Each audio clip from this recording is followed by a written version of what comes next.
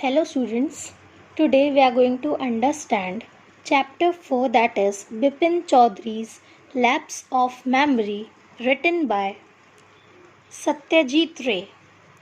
This chapter has 4 parts, but today we'll understand only part 1 and part 2. But before that, I want to ask you, do you have a good memory? Has your memory ever played any tricks on you? Forgetfulness often puts you in a tight spot, but forgetting a part of your life completely may drive you crazy. In this story, Bipin Babu goes nearly crazy because he cannot recollect his stay at Ranchi. He has never been to Ranchi, he insists, though there are many witnesses to the contrary. What is the suspense all about? We are going to find the answer of this question in this story. Let's start the chapter. Part 1. Every Monday when Bipin Chaudhary was way back from work, he stopped at Kali Charan's in New Market to buy books like crime stories, ghost stories and thrillers. He used to buy at least 5 books so that it lasts up to a week. He lived alone as he was not a good mixer, so he had few friends and he did not like to spend time in idle chat. On that day when he was in Kali Charan's to buy books, he felt that someone was observing him.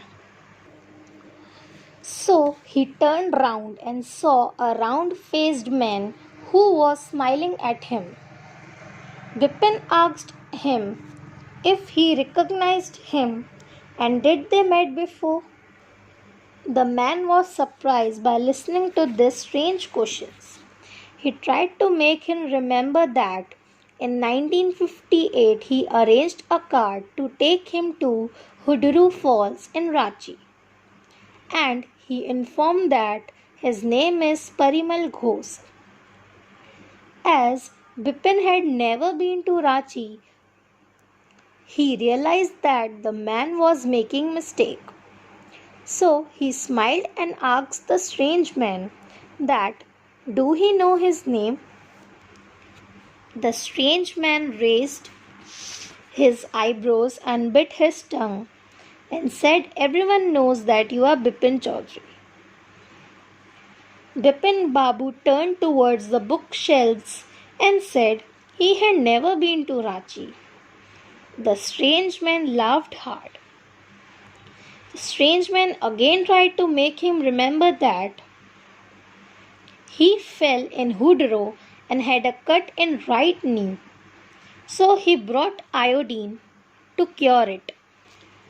And next day he arranged another car for him to go to Netterhut, but he couldn't go as he had pain in knees. Also, he stayed with Mr. Dinesh Mukherjee in a bungalow and he didn't like hotel food and preferred meals cooked by Bawarchi. A Bawarchi is a person who cooks food. Mr. Mukherjee stayed with his sister. He also had a big argument about moon landing and he always carried a bag full of books. Bipin's eyes were still on the books. Then he asked which month in 1958 was he talking about. The man answered the month October. Bipin said that's not possible as he was with a friend in Kanpur in 1958 for a puja. He again said that he was making mistake.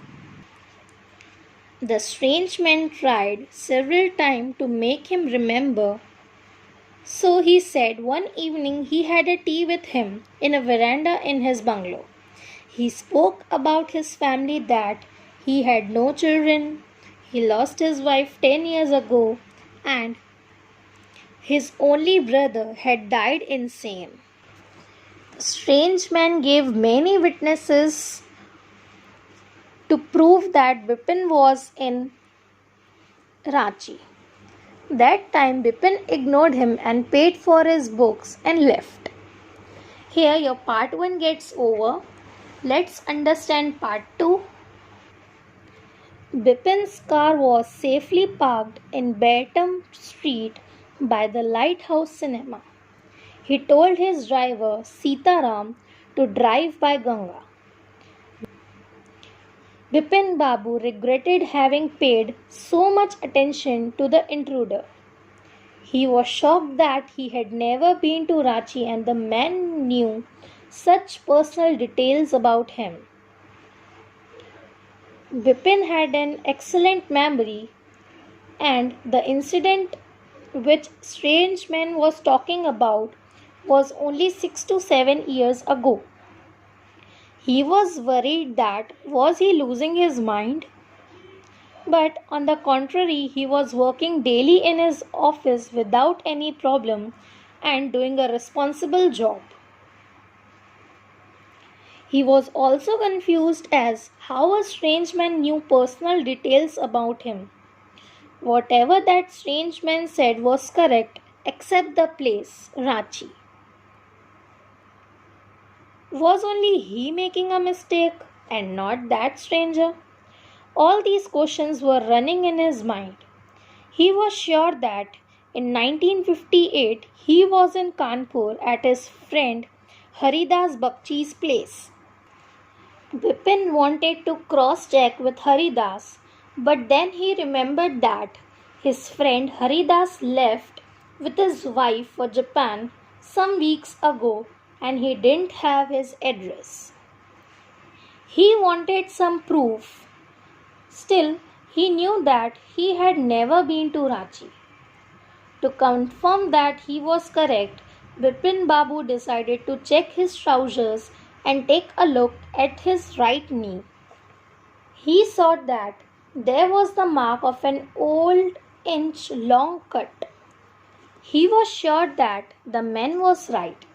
He tried to remember the incident, but he couldn't find himself the truth until he cross-checked with others.